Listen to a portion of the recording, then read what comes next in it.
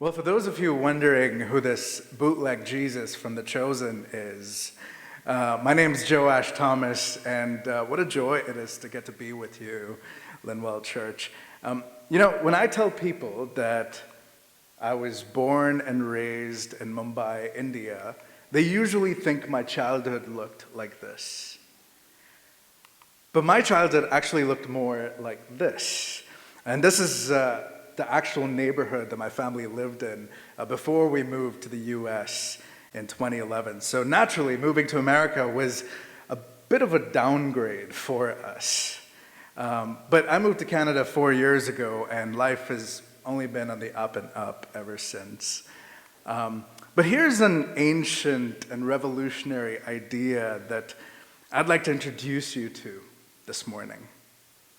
You are the light of the world. You are the light of the world. Now, even as I say that, I can feel the collective disappointment a little bit in the room. You are the light of the world? Really? What's so revolutionary about that? I mean, Jesus said that, right? Yes, Jesus did. And I still think we miss this point of Jesus' teaching. We miss the point of this teaching of Jesus's, where Jesus says to his disciples and to us, you are the light of the world. Let's read Jesus' words in Matthew chapter 5, verses 14 to 16 again. Jesus says to his disciples, you are the light of the world. A city built on a hill cannot be hid. People do not light a lamp and put it under a bushel basket. Rather, they put it on a lampstand, and it gives light to all in the house. In the very same way, let your light shine before others, so that they may see your good works and give glory to your Father in heaven. You know, as Christians, we know that Jesus is the light of the world. But we often forget that Jesus also told his disciples that we are the light of the world. You know, in the evangelical Christian tradition that I grew up in the Global South Church, the emphasis was more on Jesus being the light of the world than us being the light of the world. So what do we make of that? Is Jesus the light of the world? Or are we the light of the world?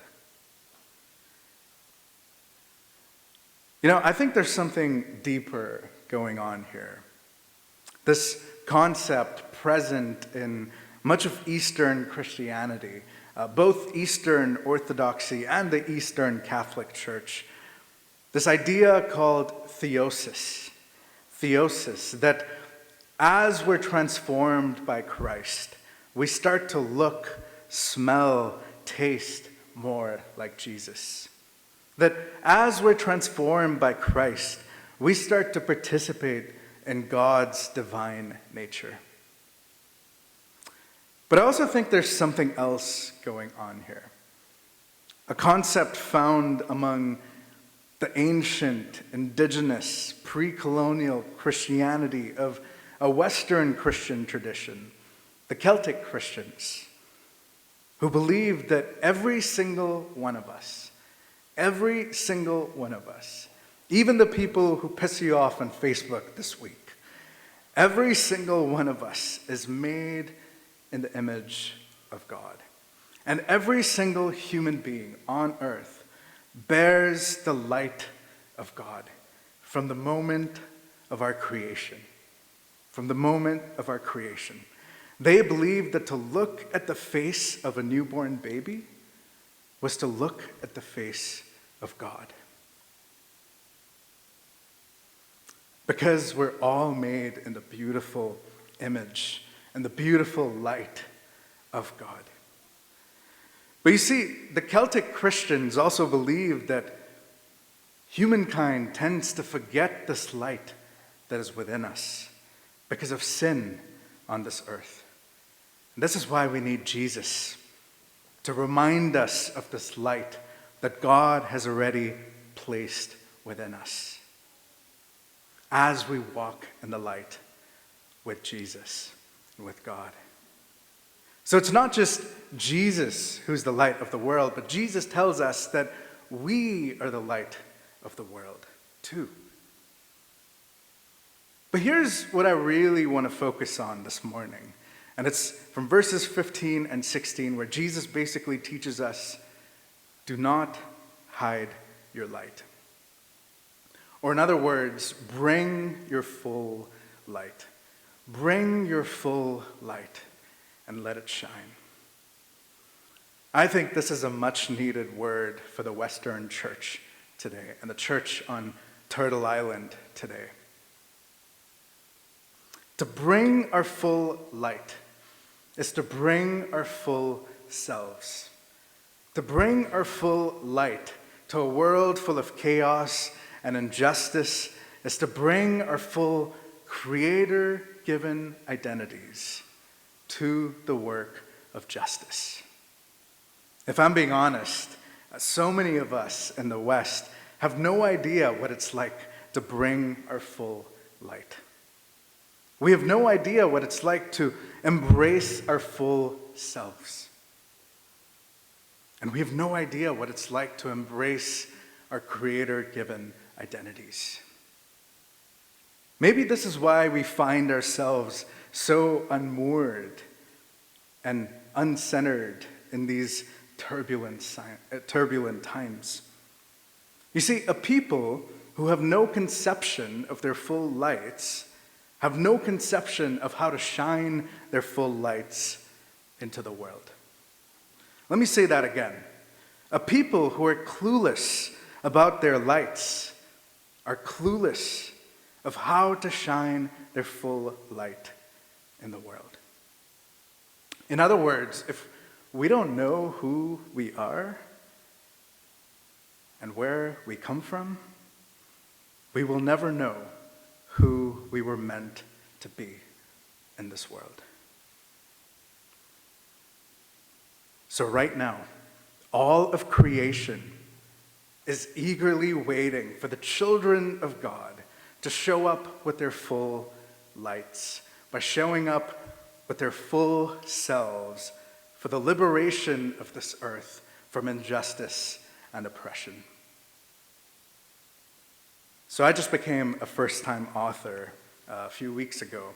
My first book, The Justice of Jesus, is officially out, and I actually have a few copies here for sale at a discount after the service for anyone who'd like to support my ministry. But in my book, The Justice of Jesus, I provide a definition for justice that I think is perhaps one of the most helpful definitions for justice for us as Christians. A definition of justice that is actually quite ancient to Christianity. This is St. Augustine's definition of justice. Justice is giving to each person their due. Justice is giving to each person their due. Or in other words, justice is giving to each person the good things that God intended for them.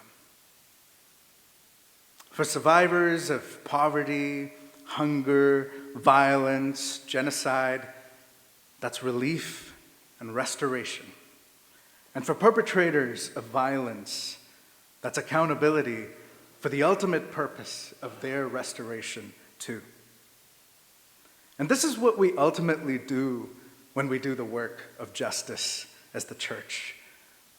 The work of showing this world the good things that God intended for it. And this work of inviting the world to be who it was always meant to be. And this is the work that I've gotten to do at International Justice Mission over the past decade, all over the world. International Justice Mission, or IJM, if you're unfamiliar with us, is the world's largest anti-human trafficking organization. We're a Christian organization that does programs in 19 countries around the world. The work of calling leaders and government to be the just leaders that God intended for them to be through our advocacy as the church. And the work of calling leaders in the church to be the just leaders that God intended for them to be. You know, a few months ago, I got to visit Mumbai, the city that I was born and raised in, with some of our Canadian church partners at IJM. When I was growing up in Mumbai, there was a part of town that all of us knew about. The world's largest red light district, Kamatipura. In fact, when IJM first started working to reduce child sex trafficking in this red light district, it was not uncommon for our investigators to find little children being trafficked right outside police stations.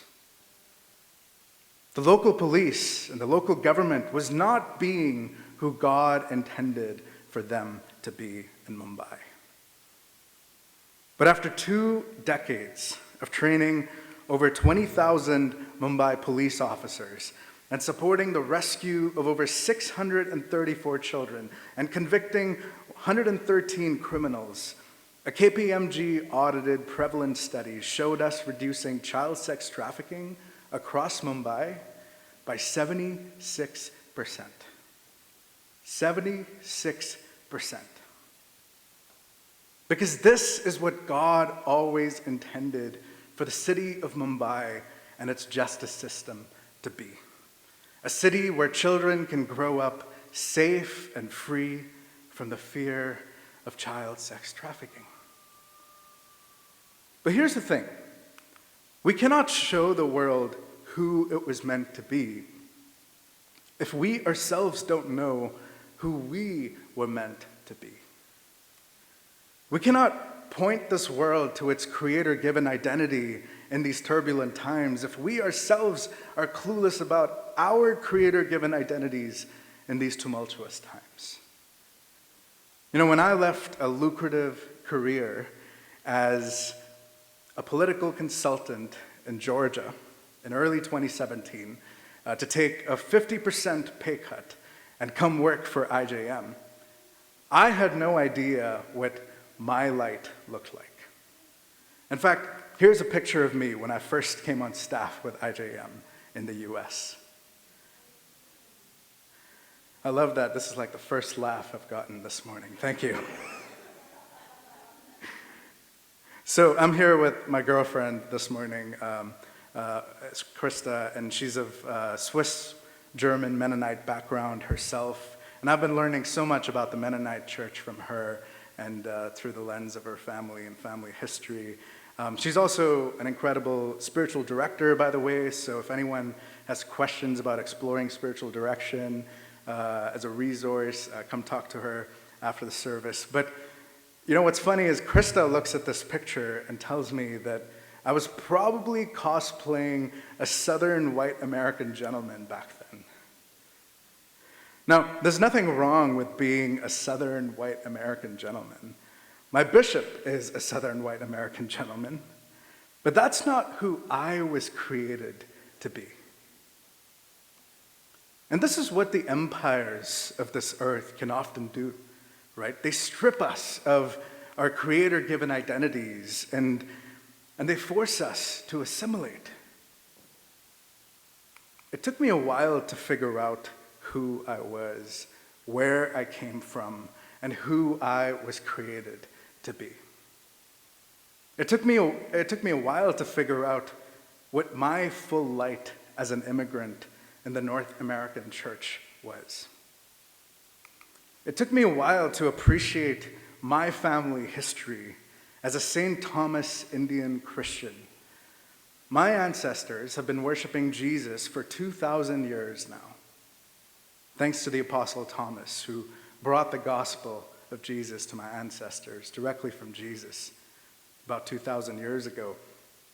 It took me a while to understand that the faith that was passed down to me wasn't a Western faith through colonization. It was an indigenous, ancient, pre-colonial Indian Christian faith, a faith my ancestors had for 1,500 years before the first wave of Western colonial powers showed up, trying to convert us to their narrow empire-shaped ways of understanding Creator God and neighbor. It took me a while to understand that the reason why I'm so ecumenical and Jesus-centered in my own Christian faith is because for the past 2,000 years, my family has been everything from Orthodox to Catholic to Anglican Communion, Marthoma, to Brethren, to Pentecostal. You'll probably note that I have literally everyone there in my family tree except the Mennonites, working on it. But it took me a while to piece together that my passion for justice in many ways comes from my Pentecostal ancestors 5 generations ago who fought for the inclusion of lower caste Christians in the Indian church. It took me a while to piece together that my theologically diverse St. Thomas Indian Christian ancestry is why I have a unique ability to feel at home and a bit homeless in almost every single Christian tradition, and why I find myself unable to look up or look down at any one Christian tradition as superior or inferior, as the pure and right version of Christianity. Because each of these streams of Christianity quite literally runs in my DNA. And because each of these diverse streams of Christianity goes into forming my light.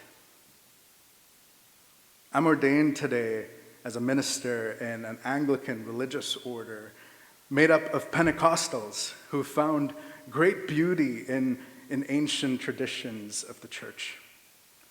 You see, understanding my ancestry and understanding my light made me realize that this is the denomination that I needed to get ordained with. My bishop, Chris Green, often tells our clergy this. He says, don't look down at the Christian tradition that you come from, because that tradition led you to Jesus today. And that tradition led you to where you are in your journey with Jesus today. Take a moment to ponder this for yourself. What does my family history look like? Ask yourself this for a second. You see, take a moment to ask yourself about your spiritual ancestry. What does my spiritual journey look like? Who taught me about what I know about Jesus today? And who taught them what they knew about Jesus? You know, I've found that Canadians of all backgrounds are generally more aware of where our people are from. Mennonites, from what I gather, are even more aware than the average Canadian of where they're from.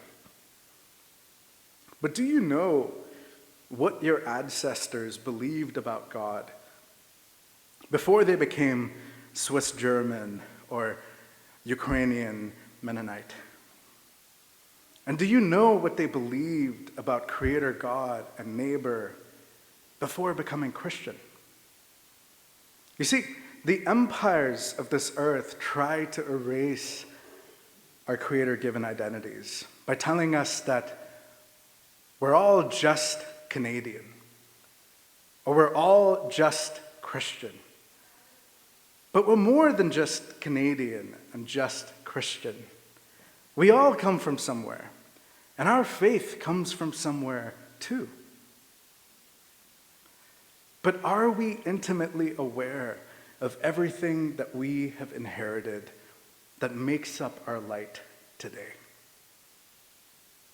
Are we aware of the sins of our fathers? Because none of us have perfect fathers or ancestors. Are we familiar with the trauma of our mothers? Because all of us bear some type of generational trauma.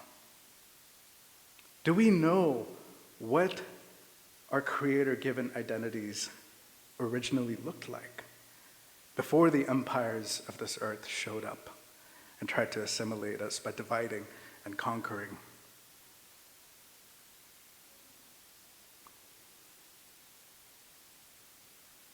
And not so that we can assert supremacy or dominance over one another by weaponizing our identities, but that we may come to terms with the beauty of the light that is already stamped within us through the image of God, revealed to us in our unique creator-given identities from the moment of our birth. How have our ancestors, both spiritual and physical, both known and unknown, shaped us to be who we are today? And how have our ancestors, both physical and spiritual, shaped our lights and our lives today? I often have South Asian folks on Instagram messaging me saying, thank you for showing up as your full Indian self and your full Christian self, and for inspiring me to not see my Indian identity at odds with my Christian identity. Now, some of these people then go on to say, but Joash, help me out here. I don't have the kind of Christian heritage that you do. I'm a new Christian, and I come from a Hindu background, or a Muslim background, or a Buddhist background, or a Sikh background. How do I make peace with the spiritualities of my ancestors who didn't know Jesus by name? And how do I make peace with the Hindu, Muslim, Sikh, or Buddhist faith of my family? Some of you probably find yourselves in these shoes this morning, or maybe you know people in your circles who fit these shoes this morning. You see, it's hard to fully discover the light that is within us when we've been shamed by empire into thinking that light only started to emerge within us after we put our faith in Jesus. But here's where I'm going to challenge us a bit. And I don't expect everyone to agree with me, because ultimately, I never want people to think exactly like me. I just want us to think deeper in ancient, non-dualistic, and non-empire-shaped ways. You see, all of us as human beings are people who bear the image of God, right? All of our cultures bear the image of God. And if we truly believe what we see in Colossians chapter 3, that Christ is all and in all, if we truly believe that Jesus is transcendent to every human culture, we must cultivate the eyes to see Jesus in all human societies, cultures, and religions, including the ones in your DNA that have shaped you to be who you are today as a follower of Jesus, pursuing justice as a member of this community at Linwell Church today. So here's what I'd say to you. If you're a follower of Jesus from a non-Christian family or a non-Christian background, then here's what I would encourage you to say to friends who follow Jesus but come from non-Christian religious identities. What would it look like for you to travel back in time to the religions and cultures that you come from? And what would it look like to cultivate the eyes to see Jesus there? Because Jesus is everywhere, and he was there too. What would it look like to cultivate the curiosity to see the Spirit at work in those religions and cultures even today? Because clearly, whether you realize it or not, something about those religions and cultures and ways of understanding Creator God in your DNA has shaped you to follow Jesus today. Jesus says to his disciples, "People do not light a lamp and put it under a bushel basket. Rather, they put it on the lampstand, and it gives light to all in the house." What would it look like for you, instead of hiding your light, instead of being ashamed of your light, to discover it and to put it on a lampstand so that it gives light to your corner of the world this week? Here's my encouragement to you this morning, Linwell Church. Don't forget your light. Don't forget your light. Or in other words, as you work collectively as a church to bring great good on this earth through justice, through peacemaking, through reconciliation, to remind all of creation who we were meant to be, whether that's through MCC or IJM, don't forget your light.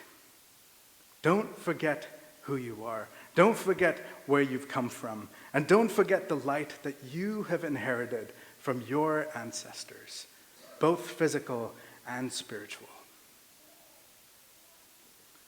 Don't forget the ancestors who've gone before you, those who survived and thrived to pass on this gift of life to you. And don't forget the communion of saints who passed on the gift of Jesus to you.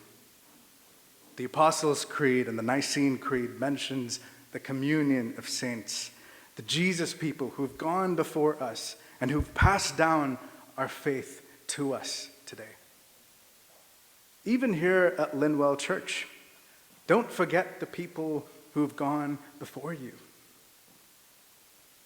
to pass on the gift of this church to you. Honor your light so that you can bring your full light, so that you can shine your full light to a world desperately in need of light today. And honor those who have passed down your light to you.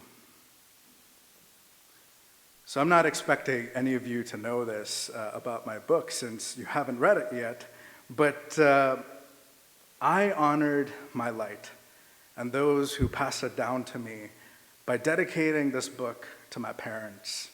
And I got to share this with my parents to honor them and to thank them. And I'll never forget the look of surprise and the look of reaction on their faces as I honored them and the light that they passed on to me. Here's the dedication for this book. To my parents, Praveen and Susan Thomas, for passing down the rich, ancient Christian faith you inherited and showing me the way of Jesus by sacrificing so much. This book only exists because of your faithfulness. My book, The Justice of Jesus, goes into great detail about the light of my ancient, indigenous, pre-colonial St. Thomas Christian ancestors in India by sharing about our lost history and theology, so much of which is lost because of the empires that showed up and tried to colonize us and make us forget about the light that was passed down to us from the apostle St. Thomas. You know, these ancient ways of understanding Creator God and neighbor that need to be retrieved in the empire-shaped Western church for the healing of our world today. And that's what this book tries to retrieve. And I'm on a journey of doing that, hopefully soon with a PhD program as well. But I'll have copies for sale at a discount after the service through whatever mode of payment works for you. And I'd be really grateful for your support for my ministry. And this is also a great book, by the way, to give to that one family member or friend who tells you, I don't know about this justice thing. This justice thing isn't really Christian. It's probably just woke Marxism. So you can tell them, you know what, just read this book, and then let's get together and have a meal or a conversation or a coffee. Linwell Church, go find your light. And go bring your full light so that you can shine your light. Because you are the light of the world. Thank you.